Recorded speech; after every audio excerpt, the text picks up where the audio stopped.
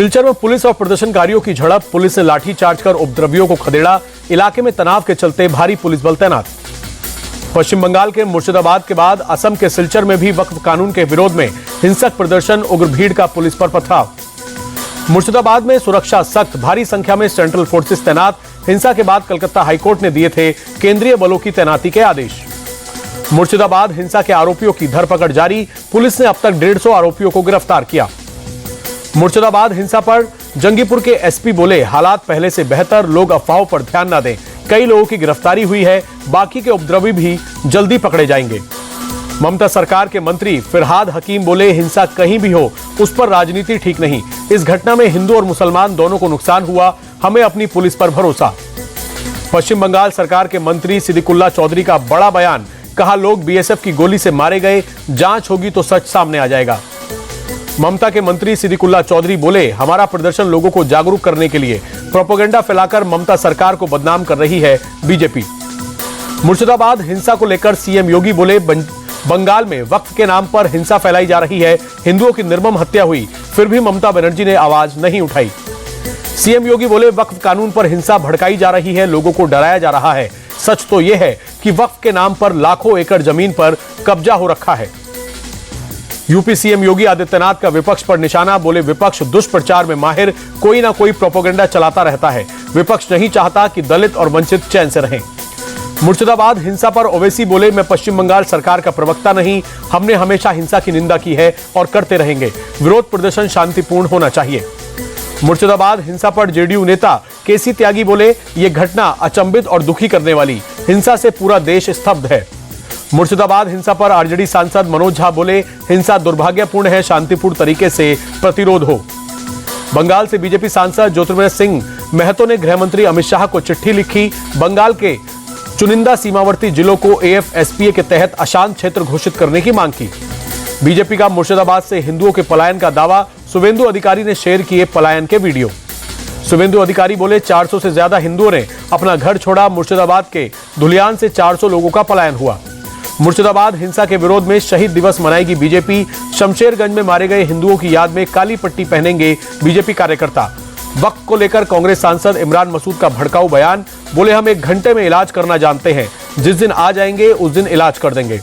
वक्फ कानून को लेकर एआईएमआईएम प्रमुख असदुद्दीन ओवैसी बोले, वक्फ कानून से मुसलमानों को फायदा नहीं, बीजेपी ने काला कानून बनाया।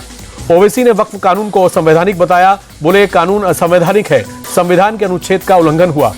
ओवैसी बोले, मुसलमानों को बीजेपी शक की निगाहों से देखती है, मोदी सरकार ने मुसलमानों का अधिकार छीना। दिल्ली में जमीयत की बैठक के बाद मौलाना महमूद बदनी बोले, वक्फ कानून किसी के लिए सही नहीं, नए कानून से बिल्डरों को फायदा होगा। मौलाना बदनी बोले, लाठी डंडे से आप आवाज नहीं दबा सकते, वक्फ कानून के खिलाफ हमारी लड़ाई जारी रहेगी। वक्फ कानून के समर्थन को लेकर चंद्रबाबू नायडू पर बरसे कांग्रेस सांसद इमरान प्रतापगढ़ी। विजयवाड़ा में बोले, चंद्रबाबू ने आंध्र प्रदेश के लोगों को धोखा दिया, उन्हें जनता को जवाब देना होगा। ममता बनर्जी के वक्फ कानून नहीं लागू करने वाले बयान पर केंद्रीय मंत्री प्रहलाद जोशी का पलटवार, बोले यह केंद्रीय कानून है, सभी को इसे लागू करना होगा, किसी के पास कोई विकल्प नहीं। गुना हिंसा के मुख्य आरोपी का कांग्रेस से कनेक्शन, पार्टी का सक्रिय सदस्य था आरोपी विक्की खान, कांग्रेस के टिकट पर लड़ चुका है पार्षद का चुनाव। गुना सिंह पर एसएसपी मान सिंह ठाकुर बोले, फिलहाल स्थिति नियंत्रण में है, असामाजिक तत्वों के खिलाफ सख्त कार्रवाई होगी। आदित्य ठाकरे का बीजेपी पर अटैक, बोले बीजेपी की मानसिकता पुराने आक्रमणकारियों जैसी, महिलाओं और किसानों की स्थिति देखकर लगता है कि यहां मुगलों का शासन चल रहा है। पटना में भीम संवाद कार्यक्रम में सीएम नीतीश बोले, पहले की सरकारों में कोई काम नहीं होता था, हमारी सरकार ने सभी जाति के लोगों के लिए काम किया। जेडीयू नेता और केंद्रीय मंत्री ललन सिंह का बड़ा बयान, बोले 2025 फिर से नीतीश, कोई नारा नहीं बल्कि सच्चाई है। तेजस्वी यादव के शराब वाले बयान पर केंद्रीय मंत्री नित्यानंद राय का पलटवार, बोले शराबबंदी से बिहार को फायदा हुआ, उनके माता पिता के राज में बिहार बहुत बदनाम था। कल हरियाणा जाएंगे प्रधानमंत्री मोदी, हिसार के अयोध्या के लिए पहली कमर्शियल फ्लाइट को हरी झंडी दिखाएंगे। हिसार एयरपोर्ट के नए टर्मिनल भवन की आधारशिला भी रखेंगे। अंबेडकर जयंती पर हरियाणा को कई परियोजनाओं की सौगात देंगे प्रधानमंत्री। यमुनानगर में थर्मल प्लांट समेत कई प्रोजेक्ट्स का उद्घाटन और शिलान्यास करेंगे। पटना में कांग्रेस नेता कन्हैया कुमार के खिलाफ एफआईआर दर्ज, पीएम मोदी और आरएसएस पर की थी आपत्तिजनक टिप्पणी। पंजाब पुलिस की काउंटर इंटेलिजेंस टीम कांग्रेस नेता प्रताप सिंह बाजवा के घर पहुंची, 50 बम वाले बयान को लेकर पूछताछ। बाजवा का पंजाब में बाहर से 50 बम आने का दावा, बोले 18 बम फट चुके हैं, 30-32 बम अभी इस्तेमाल किए जाने हैं। काउंटर इंटेलिजेंस के साथ पूरा सहयोग करूंगा। भाजपा के बयान पर सीएम भगवंत मान का बयान, बोले क्या आतंकियों ने पाकिस्तान से उन्हें फोन कर बम की सूचना दी? पंजाब पुलिस को वे अपने सूत्र बताएं।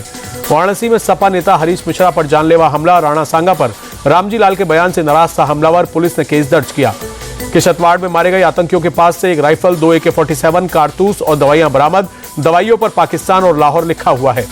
झारखंड में नक्सल विरोधी अभियान में जान गंवाने वाले जवान सुनील धान को सीएम सोरेन और राज्यपाल ने श्रद्धांजलि दी। शहीद के परिजनों से भी मुलाकात कर ढांढस बताया। मुंबई में नाबालिग बच्ची के साथ रेप और हत्या के आरोपी ने की आत्महत्या। नवी मुंबई के तलोजा जेल में फांसी लगाकर खुदकुशी की। हिमाचल के मंडी शहर के पास सड़क हादसा, पर्यटकों से भरी बस पलटी, 31 यात्री घायल, 2 की हालत गंभीर। बैसाखी पर्व अमृतसर में भी उमड़ी भीड़, बड़ी संख्या में श्री हरमिंदर साहिब गुरुद्वारे पहुंचे श्रद्धालु, प्रार्थना कर लोगों ने सुख समृद्धि की कामना की। इस हफ्ते सोने चांदी की दामों में बढ़त को देखने को मिली। सोना 2,339 रुपए महंगा होकर 93,353 रुपए पर पहुंचा। इस हफ्ते चांदी की कीमतों पर उछाल देखने को मिला। 1 किलो चांदी का भाव 2,339 रुपए बढ़कर 92,929 रुपए हुआ।